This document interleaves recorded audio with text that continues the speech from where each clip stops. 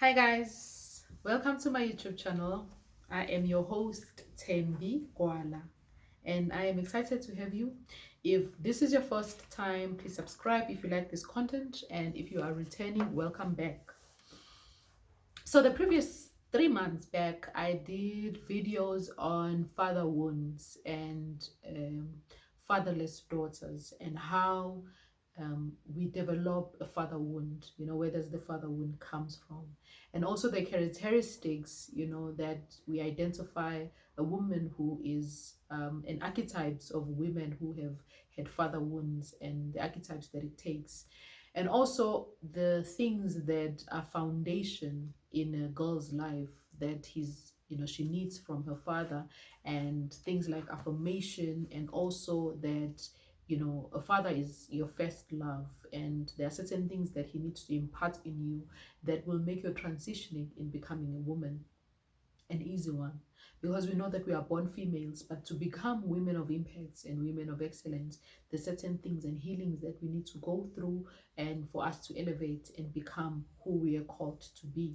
And if these foundations, like the sense of security, a sense of being seen, and valued, if we do not see that, we find ourselves wanting and using things like titles and even clothes and makeup and exterior things to camouflage and to cover the pain that we are feeling on the inside. So for us to become the women that we are called to be, there's certain issues that we must address and we must look into. But what I like about being a human being in general is that we do not have to become, we do not have to stay where we were. Situations that have happened in our life don't have to define us, but for us to become who we are called to be, we must know the areas in our lives where we are lacking, or that we did not have foundations, like our emotional tank and our emotional banks or our love banks, that some things were not deposited as little girls, that when we not aware of these certain things, we find ourselves in cycles of toxic environment, relationships, friendships, and even our relationship with money, and even our relationship with God. We find it very hard because there's certain things in our lives that were not deposited.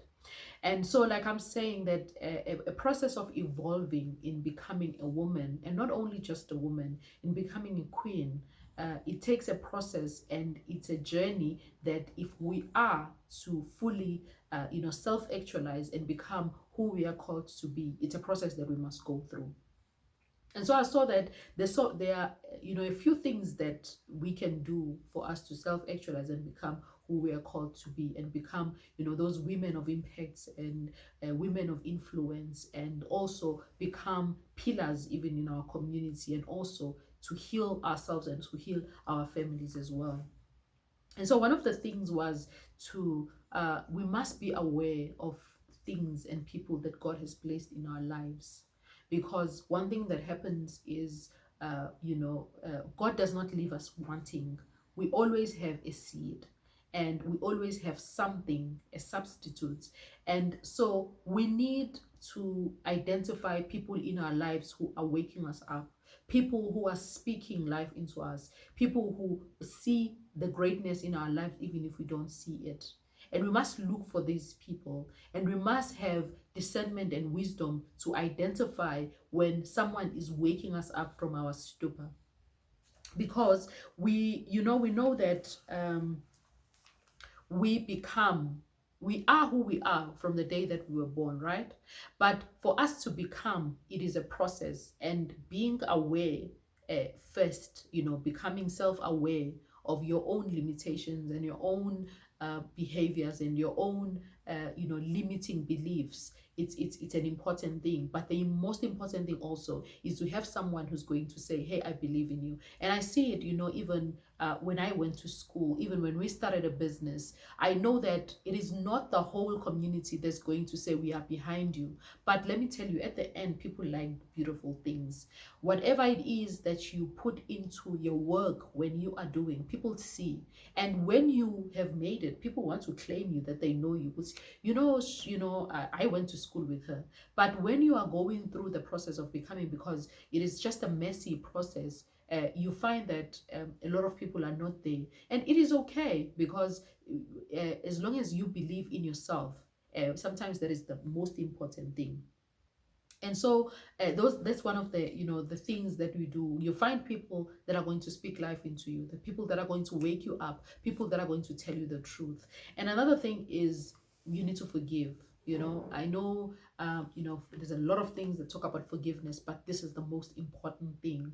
Because one thing that happens when we feel that we have made a mistake in our lives, we kind of not all of us, but there's a certain mind that just wants to prove that that I'm worthy, that you can believe in me again, that I can gain your trust back. When we feel that we have broken the hearts of the people that we love, we have disappointed our families or our parents, then we feel like we kind of have to work hard to earn their trust back. But when we look back, we realize that if your parents really love you, then they have not given up on you just because the certain things happen. And we must realize that this is life. It comes with ups and downs. And just because you had a child out of wedlock, it doesn't mean that the worst thing that could happen. Because sometimes what happens in our mind, what we tell ourselves, is that what you are going through, you think that that's the worst thing that could happen to somebody.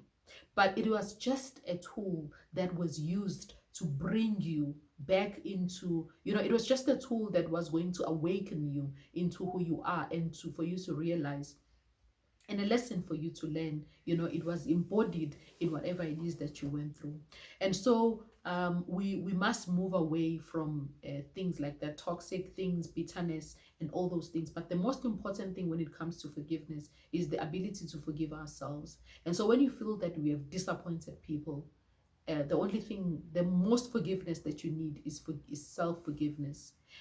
And once you have forgiven yourself, then any person who have wronged and left you, and who has badmouthed you or said anything about you, it's easy to forgive those people, because it's so hard to have such self-love and be able to hate somebody at the same time. So forgiveness is one of the most important things.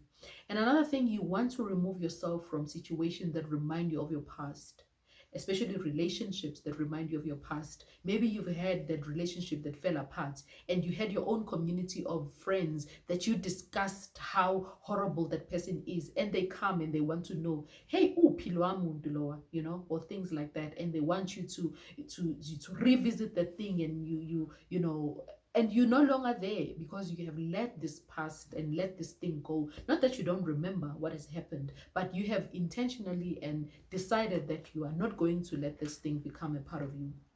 And the one thing is also the audacity and the courage to call yourself queen. Because once you have gone through certain things, and you have forgiven, and you have moved yourself away from things that remind you of your past, one thing that you need to do is have a courage to call yourself queen. Whatever life has thrown at you, whatever the cards that were thrown at you by life, that you can overcome that, and you can still call yourself queen and be able to rise. Because we've got work to do, women. We have work to do. We have our girls that are growing up. We have women who are wanting to be to be healed. We have women who are wanting to create a change in the world. And sometimes we are holding our people back that have been assigned into us by our Creator. And so that's why I wanted to come in and speak about that, for us to get to a level where we have confidence to call ourselves whom God has called us to be. It starts with these steps, and it's, for you, maybe it may take a different way and a different journey, and it may unfold in different ways.